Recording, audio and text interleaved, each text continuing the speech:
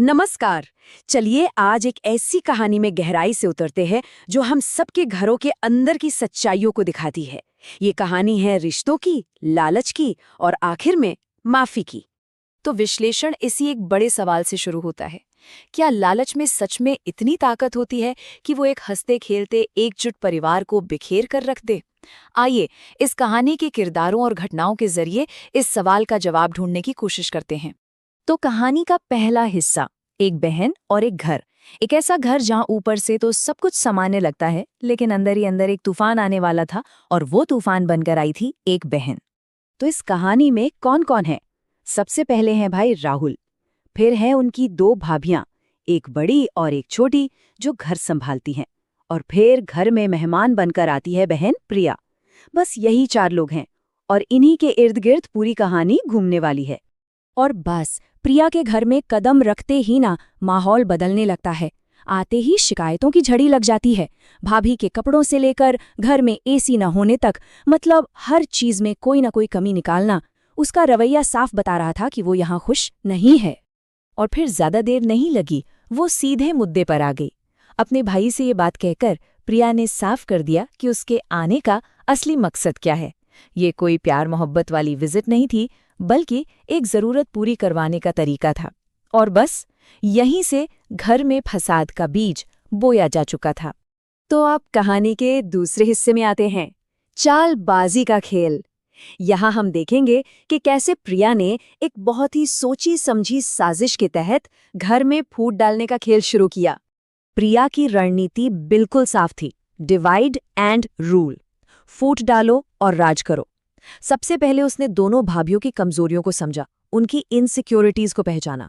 फिर एक एक करके दोनों से अकेले में बात की और एक दूसरे के खिलाफ शक के बीज बो दिए। मकसद बस इतना कि दोनों का भरोसा टूटे और घर में लड़ाई शुरू हो। और ये देखिए क्या कमाल का दोहरा खेल खेला उसने। बड़ी भाभी के पास जाती है तो कहती है, इस छोटी को काबू में रखो, दिन भर फोन पर रहती है, ये तुम्हारा घर बर्बाद कर देगी। और फिर पलटकर छोटी भाभी के पास जाकर कहती है, सारे पैसे वही क्यों संभालती है, तुम्हारे पास तो कोई पावर ही नहीं है, तुम तो खाली हाथ रह जाओगी।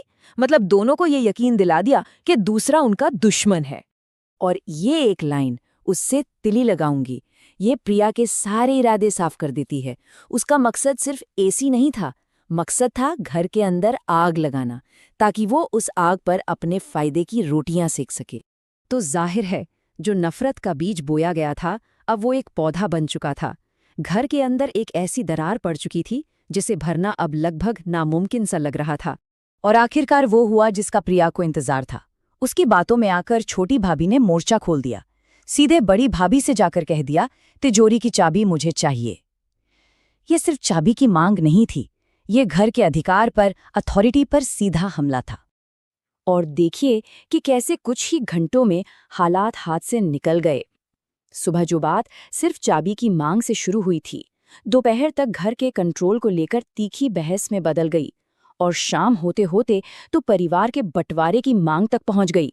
इसके बाद तो घर में जैसे महाभारत छिड़ गई। वो दोनों भाभियां जो कल तक एक दूसरे का सहारा थी, अब प्रिया के बिछाए जाल में फंसकर एक दूसरे पर इल्जाम लगा रही थीं। उनके बीच का रिश्ता पूरी तरह से टूट चुका था।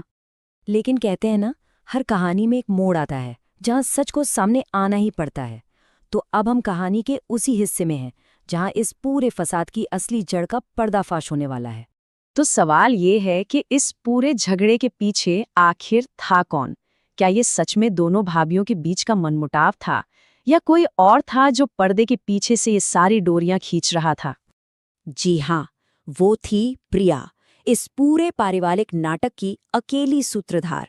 उसी ने बड़ी चालाकी से अपने लालच को पूरा करने के लिए पूरे घर को आग में झोंक दिया था।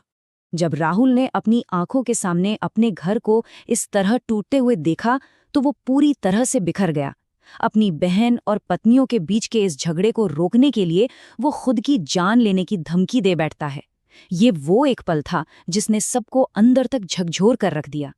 अपने भाई की ये हालत देखकर आखिरकार प्रिया टूट जाती है और सबके सामने सच कबूल कर लेती है।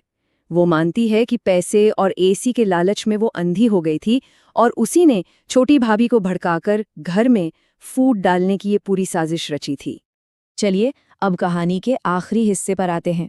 यहाँ हम देखेंगे कि सच सामने आने के बाद क्या होता है। क्या एक बार जो विश्वास टूट जाए वो दोबारा जुड़ सकता है? क्या ये परिवार फिर से एक हो पाता है? सच सामने आने के बाद घर का माहौल पूरी तरह बदल जाता है। तनाव की जगह आंसू ले लेते हैं। दोनों भाभियां अपनी गलती मानकर एक दूसरे से माफी मांगती हैं और परिवार प्रिया को भी माफ कर देता है। प्रिया को भी अपनी गलती का एहसास होता है और वो समझ जाती है कि उसने एक बेजान एसी के लिए अपने जिंदा रिश्तों को दांव पर लगा दिया था। तो इस पूरी कहानी से हमें क्या सीख मिलती है? पहली और सबसे बड़ी बात कि लालच वाकई हमारी समझदारी पर पर्दा डाल देता है और अपनों को ही चोट पहुंचाने पर मजबूर कर देता है। लेकिन दूसरी और शायद उससे भी जरूरी बात यह है कि किसी भी साजिश का तोड़ खुली बातचीत है और माफी में बहुत ताकत होती है, क्योंकि असली दौलत एसी या पैसा नहीं बल्कि एक दूसरे का साथ है। ये कहानी सिर्फ एक परिवार की नहीं है, कहीं ना कहीं हम सब की है, क्योंकि रिश्तों की ऐसी कश्मकश हम सब ने अपनी जिंदगी में देखी है। तो आखिर में बस एक सवाल है कि किसी भी इंसान के लिए परिवार का असली मतलब क्या होता है? इस पर सोचिएगा जरूर।